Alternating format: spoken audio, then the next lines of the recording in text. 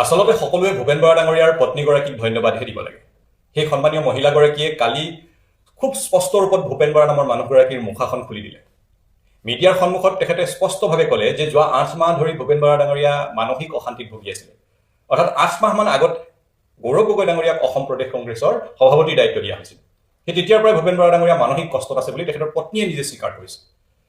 এতিয়া কথাটো হ'ল, যিগৰাকী ভূপেন বৰা নামৰ মানুহে কংগ্ৰেছৰ কেন্দ্ৰতো চৰকাৰ ৰাজ্যতো চৰকাৰ থকা সময়ত ভাৰতবৰ্ষৰ গোটেই ৰাজ্যসমূহত কংগ্ৰেছৰ জয় জয়ময় আৰু কংগ্ৰেছৰ মহাশক্তিশালী এটা অৱস্থাত এবাৰ লোকসভা আৰু দুবাৰকৈ বিধানসভা নিৰ্বাচনত পৰাজয় বৰণ কৰিছিলে, যি সময়ত কংগ্ৰেছৰ ঘটিৰাম বাতিৰামেও জিকি গৈছিলে সেই ঢৌৰ সময়ত। সেই সময়ত এই মানুহগৰাকীয়ে 3বাৰকৈ হাৰিছে আৰু এই মানুহগৰাকীয়ে যোৱা 2-3টা বছৰ ধৰি মুখ্যমন্ত্ৰীগৰাকীয়ে চোৰাংচোৱা হিচাপে থাকি কাম কৰি আছিলে কংগ্ৰেছৰ ভিতৰত। সেই মানুহগৰাকীৰ বিষয়টো ইমান চৰ্চাৰ বিষয় হিচাপে প্ৰতিষ্ঠা কৰিবলৈ কিয় বিচৰা হৈছে?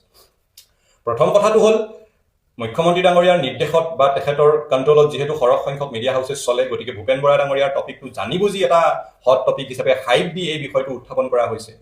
নহ'লে যি সময়ত কংগ্ৰেছৰ সকলোৱে জিকি যায়, খেলিলেই জিকি যায়, সেই সময়ত এই মানুহগৰাকীয়ে 3বাৰকৈ হাৰে, য'ত কেন্দ্ৰতো চৰকাৰ তেওঁলোকৰ, ৰাজ্যতো চৰকাৰ তেওঁলোকৰ।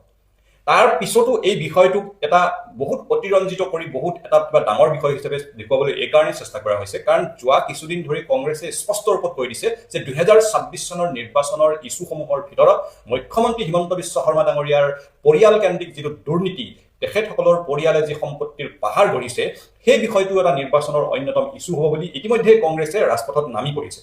আৰু সেই মুখ্যমন্ত্ৰী ডাঙৰীয়াৰ পৰিয়ালৰ দুৰ্নীতিৰ বিষয়টো, তেখেতসকলৰ সম্পত্তিৰ যে হিচাপ অসমৰ ৰাইজৰ ওচৰত দিব লাগিব, সেই বিষয়টোক তল পেলাব পাৰি নেকি, তাৰ এটা চেষ্টাৰ চিন হিচাপে ভূপেন বৰা ডাঙৰীয়াৰ টপিকটো বজাৰত মেলি দিয়া হৈছে। নহ'লে এই কথাটো সৰ্বজন বিদিত যে কংগ্ৰেছৰ পৰা যিগৰাকী মানুহে সকলো পাইছে, কংগ্ৰেছৰ সভাপতি হৈছে, বিধায়ক হৈছে আৰু কংগ্ৰেছৰ জয় জয়ময় অৱস্থাটো 3বাৰকৈ তেখেতক টিকেট দিছিলে, হাৰিছে সেইটো বেলেগ কথা। সেই মানুহগৰাকীক কংগ্ৰেছে সকলো দিয়াৰ পাছতো আজি বিজেপিলৈ এদিনতে তেখেতে আচলতে ঢাপলি মেলা নাই।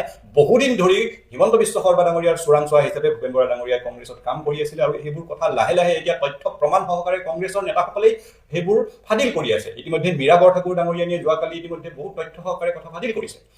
গতিকে বিষয় এইটো নহয় যে কোনোবা এজন কাম নোহোৱা নেতাক বৰ ডাঙৰ এটা প্ৰভাৱশালী বিষয় হিচাপে দেখুৱাব হৈছে। বিষয়টো এইটো হ'ল যে অসমৰ ৰাইজক এবাৰ হিচাপ লাগিব। হিচাপ কিতাপ হোৱাৰ পাছত অসমৰ ৰাইজে নিৰ্ধাৰণ কৰিব ভোট কাক দিব লাগে, কিন্তু মুখ্যমন্ত্ৰী ডাঙৰীয়াই হিচাপ দিব লাগিব এই যিবোৰ হাজাৰ হাজাৰ কোটি টকাৰ সম্পত্তিত পাহাৰ গঢ়াৰ অভিযোগ উঠিছে, সেইবোৰ কোনবোৰ ব্লেক মানি আছিলে, ক'ত ক'ত সেইবোৰ ঘোটালা কৰি, ক'ত ক'ত দুৰ্নীতি সংঘটিত কৰি সেইবোৰ কেনেধৰণে হোৱাইট মানি কৰা হ'ল আৰু পৰিয়ালৰ নামাকৰণ কৰা হ'ল, এই অভিযোগবোৰৰ উত্তৰ মুখ্যমন্ত্ৰী ডাঙৰীয়াই এবাৰ দিব লাগিব। তেখেতসকলৰ মন্ত্ৰী বিধায়কসকলে যে শ শ হাজাৰ হাজাৰ বিঘাৰ মাটিৰ মালিক হৈছে, সম্পত্তিৰ মালিক হৈছে, চাৰিওফালে যে তেখেতসকলে এটা সমান্তৰাল ইকনমি, এটা